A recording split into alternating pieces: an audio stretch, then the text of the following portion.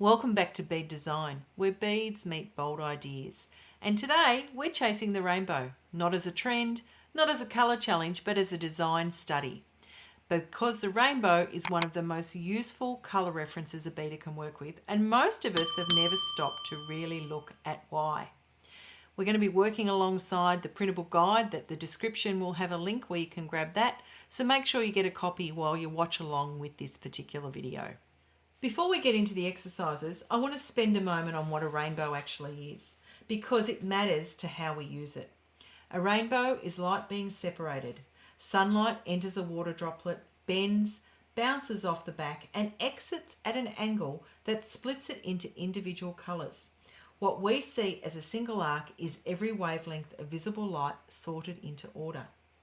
That sequence, red, orange, yellow, green, blue, indigo and violet, appears in the same fixed order every single time. It's not a choice, it's physics.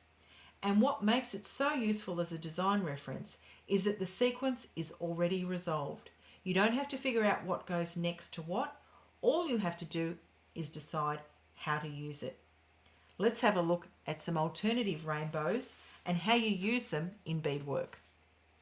This is where your guide really starts, because we're not just working with the traditional red, orange, yellow, green, blue, indigo and violet. We're asking, what does your rainbow look like? Some of my beadwork features different types of rainbows. I have a pastel one here where we've got the beautiful pale pink and dusty rose instead of red. I have a sky blue and aqua instead of navy and green, and then a beautiful violet here instead of the dark purple and indigo colours. Pastel rainbows feel soft and nostalgic. This is a beautiful representation here of a rainbow with muted colours. We've got a neon rainbow here. It's high energy and high contrast. These colours are bold and electric, and they flow beautifully into one another. Then there's dual tone rainbows. Deep ruby, amber, emerald and sapphire. They feel rich and dramatic, but they're read as a rainbow even though they're nothing like what is in the sky.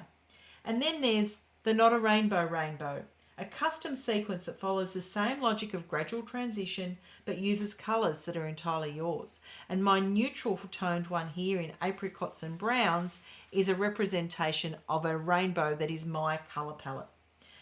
The guide has a colour sequence chart. Work through it now if you can and choose your rainbow style and map out your 7 positions. Don't worry about getting it perfect. This is an exploration, not a final decision.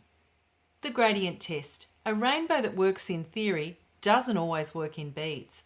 The transition from red to orange is usually easy. They're close neighbours on the colour wheel.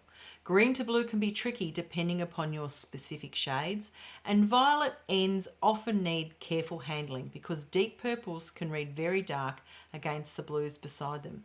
Test the transitions in your actual beads before committing. Place them side by side and squint slightly at them to see if they flow.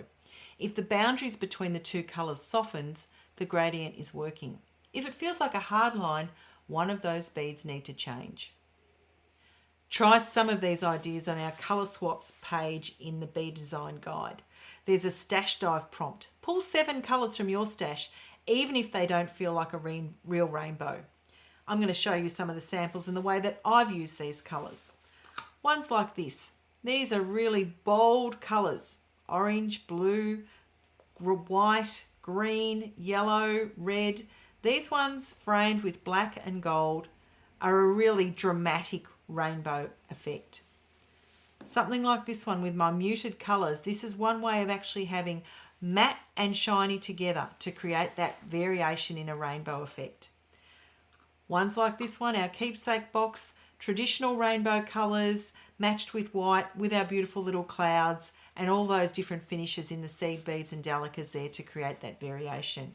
And of course, our metallic version, highly shiny, highly glittery and glossy. This is a beautiful version of a metallic depth rainbow. The rainbow is one of the oldest colour references humans have. It appears in mythology, in science, in spiritual traditions across cultures, including here in Australia, where the rainbow serpent is one of the oldest continuing stories on Earth. There's a reason it keeps showing up. The sequence is resolved, harmonious and endlessly adaptable. Your version of it, your colours, your finishes, your mood. That's the interesting part. The printable guide is free and it's linked below. Work through it alongside this video or take it to your bead space and use it as a planning tool for your next project. And if you chase your rainbow and land somewhere beautiful, please share it in the Bead Design Challenge. I'd love to see where it takes you. See you in the next one.